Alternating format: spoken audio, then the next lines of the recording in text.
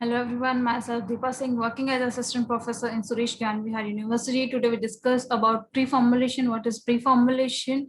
This pre-formulation topic is industrial pharmacy, one subject, and this is a fifth semester subject. So in this subject, you should know about every formulation, how you formulate, or which factor is responsible for formulation or affect their property or their efficacy. So today we discuss about pre-formulation. So let's start.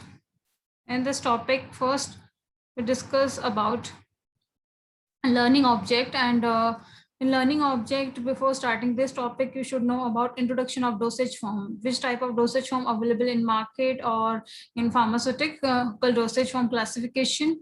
Next is introduction of pre-formulation. What is pre-formulation? Pre-formulation is process or parameter which come before formulation, or you evaluate your drug or all excipient, it is a good or their compatibility with each other.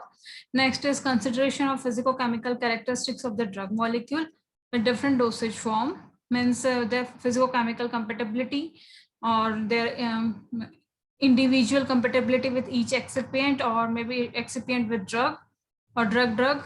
And next is significance of pre-formulation study.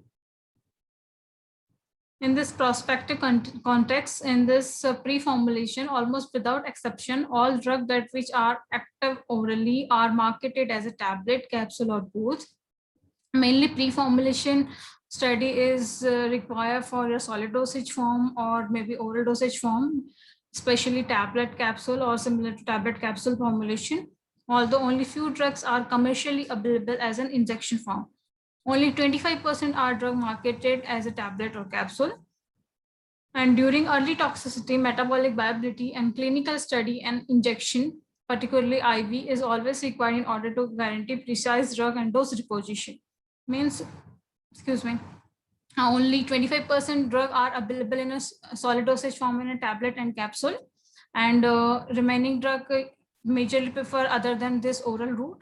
And majorly drugs are prepared by parenteral route because this parenteral route show more efficacy and large or fast effect, and it do not show first pass effect also. Next is how much drug is available in market according to dosage form, and tablets majorly available in 45.8%. Next is capsule, it's available in 13%. Next is liquid oral, it's a 16%. Injections is 15%. Injection with parenteral formulation. Topical means cream, lotions, all are comes in topical formulation. It's only 3%. Next is eye preparation. It's a 1.8%. Next is suppository and pessaries is 3.3%. Next is aerosols. In aerosol, majorly sprays are included. And other than these formulation, remaining some formulation also covered. It's only very little amount, that is 0.3%. But you said this concentration major tablets formulation are formulated in market is approx 45.8%, and other formulation are less preferred compared to tablet because tablet are easily administered, anyone can take tablet, and no specific or experienced persons required for this route, and so your tablets are preferred in large number. Next is pre-formulation definition. In this, pre-formulation is a branch of pharmaceutical science that utilizes biopharmaceutical principle in determination of physicochemical property of the drug. Means pre-formulation is a branch of pharmaceutics and utilize biopharmaceutical principles. In this, you check biopharmaceutical parameters. You know about what is biopharmaceutical parameter. In this, mainly you cover pharmacodynamic and pharmacokinetic parameters, and you check physicochemical property. In physicochemical property, there's a different parameters we include, like pH, pKa, solubility, color, odor, all are in a physicochemical properties. Prior to the development of any dosage form, new drug, it is essential that certain fundamental physical chemical property of a powder are determined. Before you formulate your formulation or finalize your formulation, you should know about all individual excipient compatibility or their parameter. It should compatible with your drug, with your formulation, or their efficacy or their solubility. So you, before formulating your formulation, evaluate individual parameter or overall formulation. This is known as pre-formulation. Information may dictate many subsequent event and approaches in formulation development. The first learning phase is known as pre-formulation. We already said that before formulating a formulation, our first step is known as pre-formulation. Next is introduction of pre-formulation. In this introduction, first is definition part, investigation of physico-chemical property of a new drug compound that could affect drug performance and development of efficacious dosage form. In this means before formulating your drug, you should evaluate individual parameter or performance of your drug, check their efficacy or confirm that this particular formulation is suitable for particular disease. Next is pre-formulation commence when a newly synthesized drug shows sufficient pharmacological promise in animal model to warrant evaluation in man. In this, you also confirm that particular effect is shown or observed by particular drug. In this pre-formulation parameter, you confirm this parameter with the help of animal. And this study is also known as preclinical study. Next is pre-formulation is the first step in the rational development of a dosage form of the drug substance alone and when the combined with excipient. In this, you maybe check individual drug efficacy or when you combine with your drug or interaction with excipient or drug excipient. Individually confirm their compatibility or the interaction.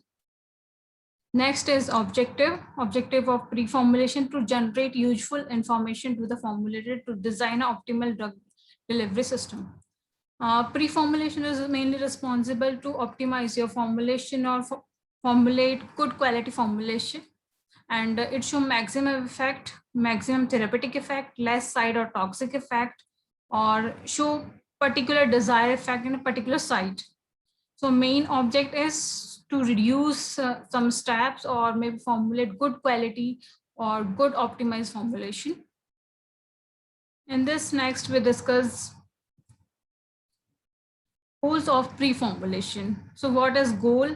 How you formulate or why you formulate this pre-formulation. Goal of pre-formulation means you maybe reduce some study or maybe some like animals, or you just before check a particular formulation is good or not.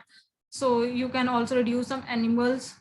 Suppose after formulation, you see that your drug is not desirable and you use large number of animals for your formulation. So with the help of this pre-formulation study, you can also reduce number of animals using for your testing or maybe some chemicals, time or your cost also. So main goal of this pre-formulation is to reduce your requirement for final formulation, and you just confirm this step before starting your formulation. Next is physicochemical characteristic of a drug substance. In this, organoleptic characteristics, bulk characteristics. In organoleptic, maybe taste, odor, all are included in organoleptic characteristics. Second is bulk characteristics. In this bulk characteristic, crystallinity, polymorphism. Next is hygroscopicity, fine particle characterization, powder flow property. All this comes in bulk characterization. And next slide we discuss in this individual topic. And solubility analysis is next physicochemical characteristics. In this, ionization constant, pKa, pH solubility profile, common ion effect, thermal effect, all are come in a solubility analysis. Next, in the solubility analysis, solubilization, partition coefficient, dissolution. Next type is stability analysis. In stability analysis, you check stability of formulation. It is compatible or not during storage or maybe shelf life or their toxicity. All come in this stability analysis. In stability analysis, toxicity and toxicity of the formulation, solution solubility, pH rate profile, solid state stability, bulk stability, and compatibility. All are come in stability analysis. And first, physicochemical properties, organoleptic property. Organoleptic property is unfortunately many drug substance in use today and unpalatable dosage form containing such drugs or oral preparation may require addition of flavor and colors. Means in organoleptic property, we majorly discuss about their flavor, color, odor, taste are all come in organoleptic property. If suppose we prepare for formulation children, and children formulation. So in this case, you maybe improve their taste, odor, or maybe color, appearance. So every child can take easily the particular formulation without hesitate or without any bitter or bad taste. So in this, first is color. Color is generally a function of a drug inherent chemical structure relating to certain level of unsaturation. And the color intensity relate to extent of conjugated unsaturation as well as the presence of chromophore. You know that chromophore is major or responsible to produce color. So you take any type of color, but this color may be FDA approved. Don't take any color. You just check their compatibility or their stability, and it's approved with FDA or not. And maybe use combination of a color or FDA approved any color for your formulation. And when you use this color, it change appearance of your formulation. But when you use this color, it should not affect your formulation. It should be show good compatibility, good stability, and some compound may appear to color through structurally saturated. Next factor is odor, and the substance may exhibit inherent odor characteristic of a major functional group present. Odor generally greatly affect the flavor of preparation or foodstuffs. If some drugs show more bad odor or maybe different orders, so you can improve this odor by using some flavor or some FDA approved flavor. But this odor may be you use for food stuff or some other preparation. Next is taste. If taste is considered as unpalatable, consideration is to be given to use of the less soluble chemical form of the drug. And odor taste may be supposed by using appropriate flavor, excipient, or maybe coating the final product. Taste maybe you improve for small child preparation, or maybe your formulation show very bad taste, then you can use some taste improving or taste enhancing excipients and overcome this unpalatable taste. And in this taste, you should also overcome or maybe check it's compatible with your formulation or not. In this, mainly use some flavors.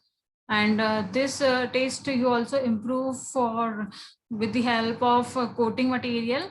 Suppose you prepare one tablet and there's a bad taste or bad smell, then you just coat that tablet and overcome this taste. And this is mainly for tablet. Next, these are the color, odor, and taste. Different types of color: off white, cream yellow, tan, and shining, and fruity, aromatic, odorless. Taste is acidic, sulfurous, bitter, bland, intense, sweet, and tasteless. Next is bulk characterization and crystality. Crystal habit and internal structure of the drug can affect the bulk and physicochemical properties of the molecule. And it is further divided into two parts: crystal habit and internal structure. And this bulk characterization affect the bulk property or flow property of your powder or your molecule. Crystal habit is a description of outer appearance of the crystal. Means outer appearance, outer structure of the crystal is known as crystal habit. And internal structure is the molecular arrangement within the solid. Means inside molecule is known as internal structure and outer molecule is known as crystal habit. And change with internal structure usually utter crystal habit. Suppose your internal structure change, it maybe show changes in outer appearance also, crystal habit also. Example, conversion of a sodium salt to its free acid form or produce both change in internal structure and crystal habit. Suppose you use sodium salt and it get convert and show some changes, then it may be chances that crystal habit as well as internal structure of the crystal gets changed. These are the different types of crystal. First is cubic, second is tetragonal, triclinic, orthombic, hexagonal, monoclinic, and trigonal. Other than this, some additional structure are also included, but these are the major crystal structures. Next is different shapes of the crystals. Depending on the internal structure, compound is classified as crystalline and amorphous. These are the two types according to structure or internal structure of the crystal. In this, crystalline compound are characterized by repetitive spacing of constituent atom or molecule in dimensional array. Hence, repetitive spacing or molecule gets add or it forms three-dimensional structure. This is known as crystal, and it have less solubility, but your molecules are randomly arranged and it do not show 3D structure, then it is known as amorphous molecule or amorphous compound. In this, solubility and dissolution rate are greater for amorphous form and the crystalline. As amorphous form higher thermodynamic energy, but amorphous form have a higher thermodynamic energy and high solubility also. And according to storage condition or their stability, crystalline are more good. But according to solubility and thermodynamic study, amorphous are showing good result or good nature. Example, amorphous form of norvicitin is the best absorbed, where the crystalline form result in poor absorption. But some drugs are also suitable for absorption form, like novobiocin is an example. It is a more suitable or more absorbed by amorphous form compared to crystalline form. When you prepare this drug with in crystalline form, it show less absorption rate, and some storage condition is also not good. It may get degrade, so it's more so stable than amorphous form. Next is polymorphism. Polymorphism means types of crystal. It may be more than one type. It is the ability of a compound to crystallize as one more than distinct crystal species with different internal lattice. This more than one type of crystal is known as polymorphism.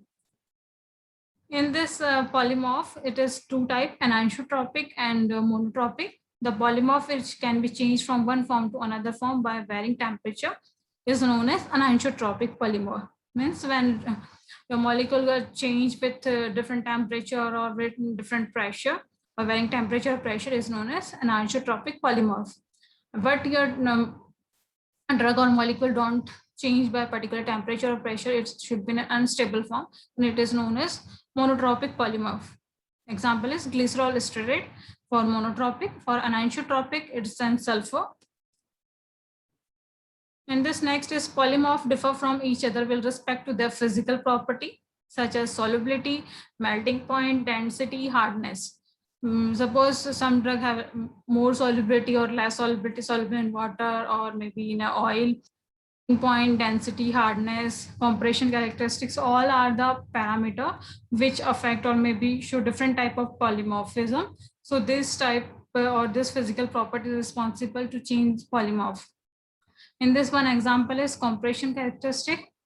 Chlorophenicol is chloramphenicol exists in A, B, C three forms. Suppose one drug or one formulation, chloramphenicol, is formulate three form A, B, C, and B form is a more stable and more preferable. Is a type of polymorph. Suppose chloramphenicol is available in three types, A, B, and C. Out of these three types, B is more preferable or more stable compared to your A and C form. Next is analytical method for characterization of solid form. In this microscopy, hot stage microscopy, thermal analysis, X-ray diffraction, infrared spectroscopy, proton magnetic response, nuclear magnetic response, scanning electron microscopy. All these are the method or analytical method used for physicochemical determination. Now we discuss this one by one. First is microscopy. In microscopy, material with more than one refractive index are anisotropic, appear bright light with brilliant color and against black polarized background. Means suppose your refractive index is anisotropic if your drug in more than one refractive index. It show more than one refractive index, then it's anisotropic and it appears with the help of bright color or against black background polarized light. The color intensity depend upon crystal thickness. This is mainly you measure with the help of how much thick your crystal or thickness crystal is a major factor affect your this reading. Next is isotropic. Material have a single refractive index. This substance do not transmit light with cross polarizing filter and appears black. In this case, isotropic material single refractive index is observed and your material do not transmit this light and cannot polarize filter appear. This is mainly appear in a background of a black. And this is a major difference between anisotropic and isotropic. Means anisotropic are more easily record and show more refractive index more than one. One in isotropic, it show only single refractive index and it do not transmit the light. But in an anisotropic, light is easily transmit and appears in a black background. But an isotropic is also appear in a black background. But isotropic may cross this black background. Next is advantages. By this method, we can study crystal morphology, difference between the polymorphic form With the help of this microscopy, you know about different types of crystal morphology and their types and disadvantages. This is require well-trained optical crystallographer as there are many possible crystal habit. Their appearance had a different orientation. In this technique, there's a trained person is required. Nobody performed this test or this microscopy handled. So in this, some specific person are required, which is well trained or well know about this microscopy. Next is hot stage microscopy. The polarizing microscope fitted with hot stage is used for investigation and polymorph melting point transition temperature. And disadvantages is in this technique, the molecule can degrade during the melting process. Molecule maybe get degrade or some heat sensitive molecule get destroyed and don't get proper results. But it is also good for some particular molecules. Next is the structure of microscopy. This first is object. Then after this object, there is a lens, stage, lead, insert. Then between this all stages, you put your sample. And below this, there's a heating element or condenser. And when you put your sample with the help of this condenser or this micrometer, it gets reflect and show the readings. Next is thermal analysis. Thermal analysis is also divided into different types. First one is differential scanning colorimetry or DSC. Second is differential thermal analysis or DTA. Are particularly useful in investigation of polymorphism, and it measures the heat loss or gain resulting from physical and chemical change within a sample as a function of temperature. With the help of DSC or DTA, we check how much temperature gets changed or changes in readings of a temperature. And with the help of this reading, you check how loss or gain that particular heat and record the readings. For characteristic using crystal form, the heat of fusion can be obtained from area under DSC curve, melting endotherm, and similar heat of transition from one polymorph to another form may be calculated. And this just changing from one polymorph to another polymorph or temperature reading with the help of DSC curve, you calculate.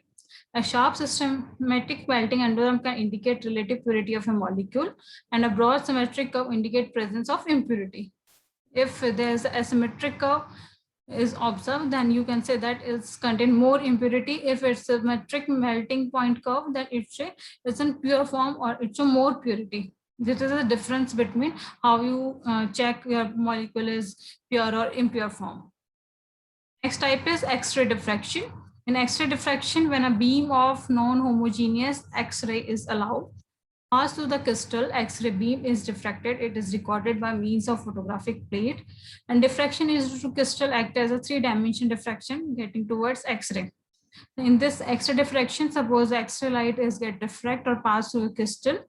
One reading is recorded due to this X-ray beam, and with the help of this reading or record, you check your compound is in which crystal type or which crystal form. This is a structure of this X-ray diffraction. And this first one is rotating anode and electrode, then focusing mirror. With the help of this focusing mirror, it get deflect. And next is crystal or your sample. When you put your sample or crystal in this round-like structure, and it focus with beam or with the help of focusing mirror, it get reflects.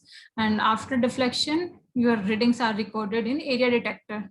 This is the last step, area detector. Here your readings are gets recorded.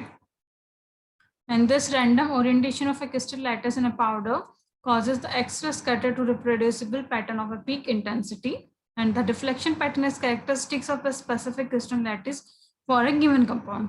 Now, amorphous form does not produce a pattern mixture of a different crystal form. Suppose your drug is in crystalline form, then in this X-ray diffraction method, it easily gets record which type of crystal rate or the structure. But your drug is suppose in amorphous form, this technique do not used, or this technique is difficult to use because it's already in amorphous form, so you do not find out which type of crystal it form. Single crystal X-ray provide the most complete information about the solid state. Suppose your drug is in a single crystal form or 3D structure, then it provides more good result or more readings because in a single structure form. but in a polymorphic form is some difficult. In amorphous form, it majorly impossible to detect the structure of this particular molecule. Next is hygroscopicity.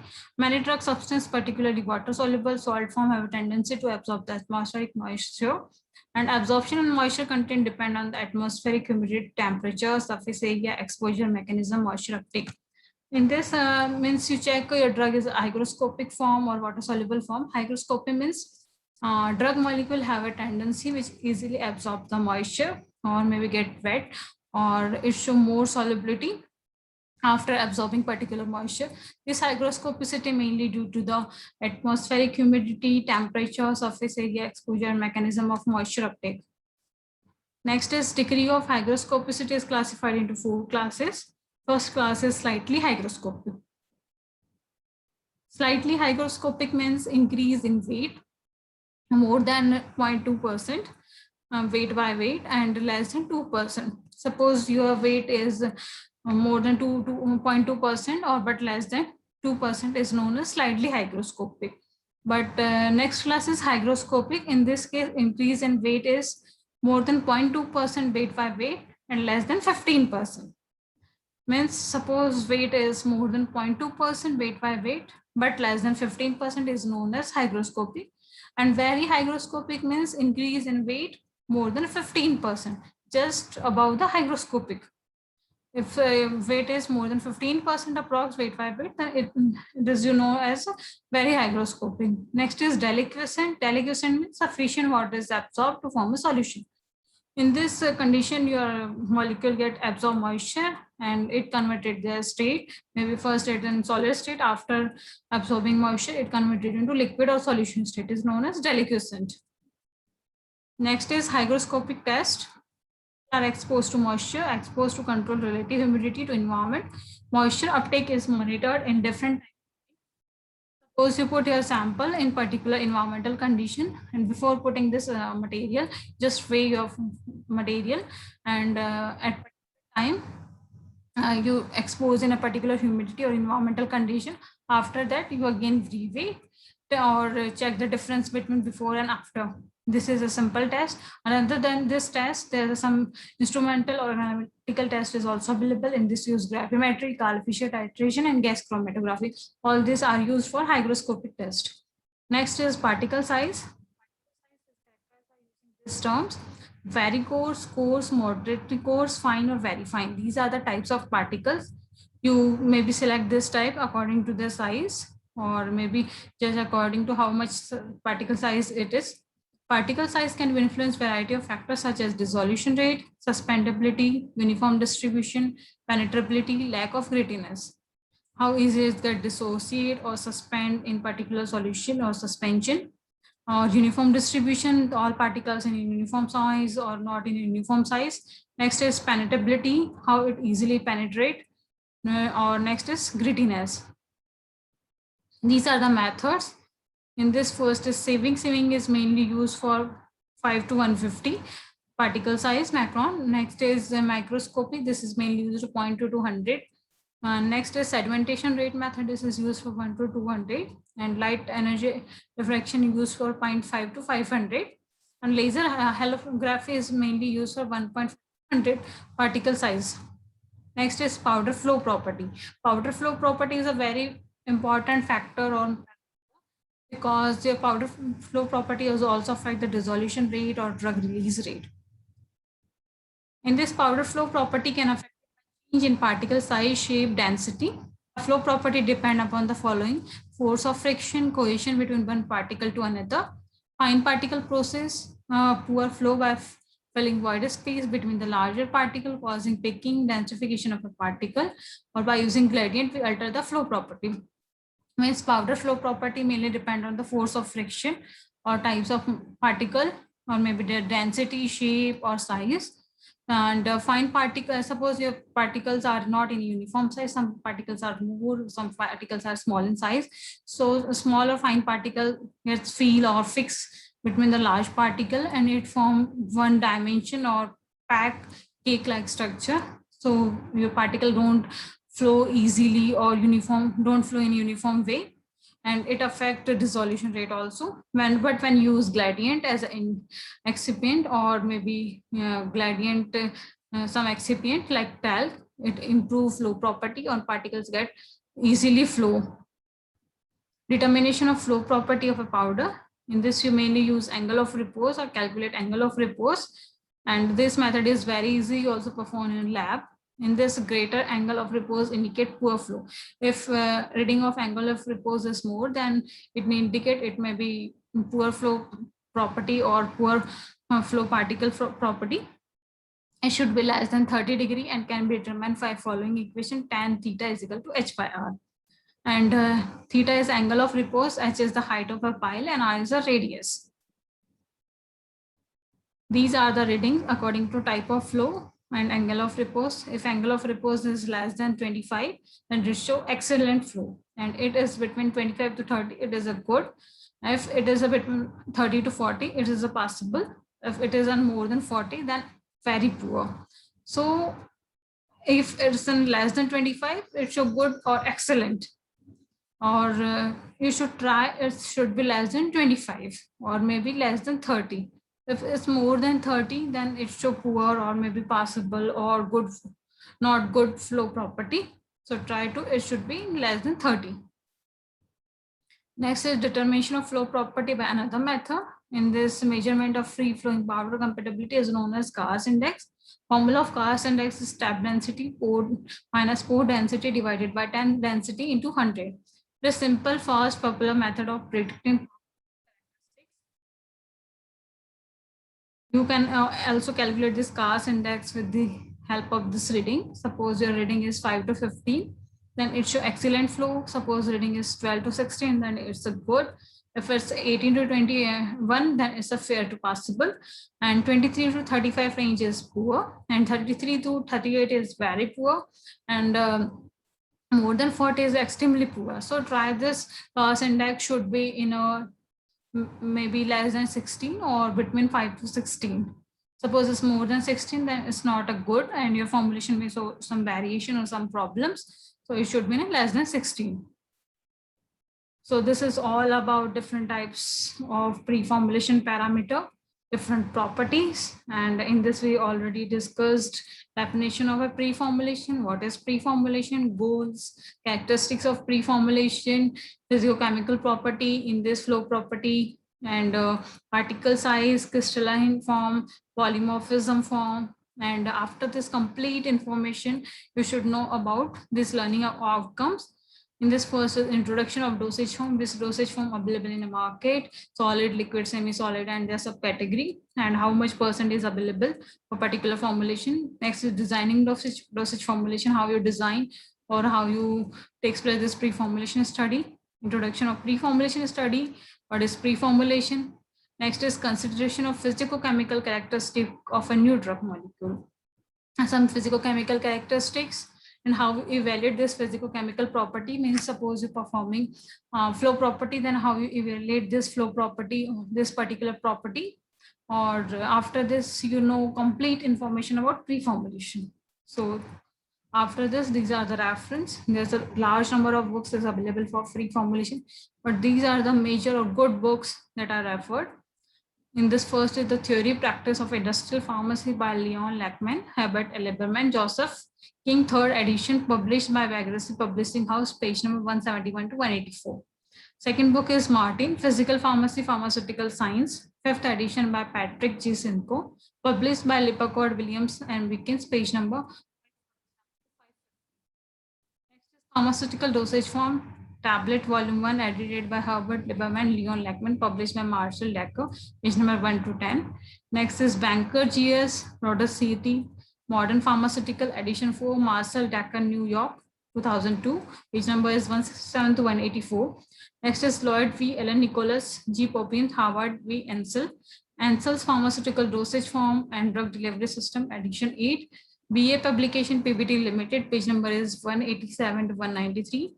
42, 43, 126 to 133. All these are books good, and you can refer these books. And other than these books, there are so many books are also available. Next is question part. after completing this topic, you should know complete information of this. So we just clear this concept with the help of these questions. First, you try to solve yourself this question. And after solving this question, you clear why this answer is correct. This first question is optical counting method or hot stage microscopy, segmentation technique, organoleptic property, all are used for particle determination and organoleptic property. Next is these are the precious method of determining melting point that measure phase change in qualitable data. And in this first option is organoleptic property, DSC, DTA, equilibrium solubility, segmentation technique. Answer is B, DSC and DTA. These method is mainly used to determine the melting point or changes of a molecule or phase changes. So correct answer is differential scanning colorimetry and DTA. Next, third question is for weak base, a decrease in pH result in solubility. Suppose pH range is decrease or weak base, it is present, then solubility is increase, decrease, solubility no change. Next is dissolution. Answer correct is A, increase solubility. Means weak base is decrease, then the pH result in solubility increase. The result in solvent that may be formed from compound crystallized using solvent. In this first answer is polymorphism, pseudopolymorphism, co-solvent effect, amorphous form. Correct answer is pseudopolymorphism. Means the result in solvent that may be formed compound crystallized using solvent. Pseudopolymorphism is the correct answer.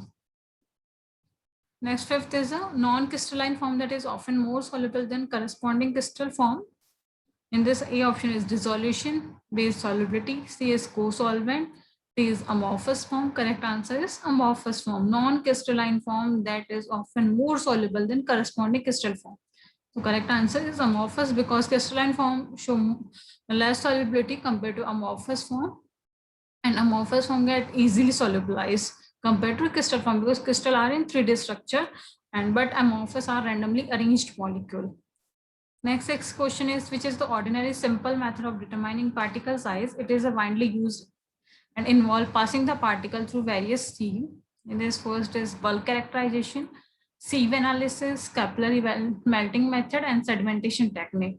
So correct answer is sieve analysis. With the help of this sieve analysis, you easily sample, check the particle size, or maybe check how much particle size is present, is it uniform size or not. Because CUCUs that are different in size, it easily forget in different particle size according to their size. So correct answer is sieve analysis. Means sieve analysis is used ordinary sample method for determining particle size, and it is mainly used to involve passing the particle through various sieves.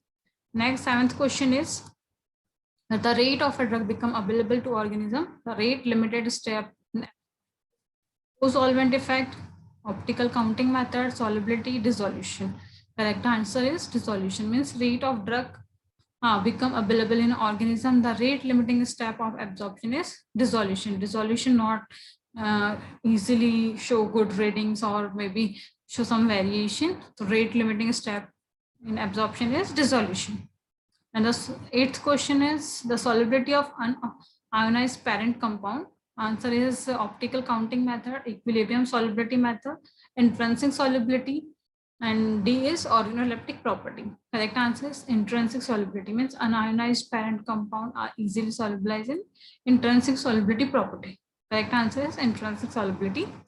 And ninth question is, this method can be measure particle size below 1 micron or most exact method covered by measuring how well particle passing through a laser beam scattered light. In this first to understand question, the method can measure particle size below 1 micron or most exact method. Means which method you use which easily measure less than 1 micron particle or exact reading or how particle passing through that particular scattered light. In this first option is laser diffraction method, B is bulk characterization, C is electron counting method, D is segmentation method. Correct is laser diffraction method or A. Laser diffraction method is very good method. It gives accurate or more exact result, and particle size less than 1 micron can also easily check. Next, 10th question is the presence of a co-solvent can increase the solubility of hydrophobic organic chemicals. In this, first option is co-solvent effect, second is dissolution, third is capillary melting, D is organoleptic property. Correct answer is A, co-solvent effect. Means presence of a co-solvent can increase the solubility of hydrophobic organic chemicals by the help of co-solvent effect. Co-solvent effect maybe change hydrophobic chemicals, and this is a correct option. So this is all about the pre-formulation, physicochemical property of pre-formulation, and these are the questions we already covered, and what method you use for determining this pre-formulation parameter. So thank you everyone for watching and listening this video.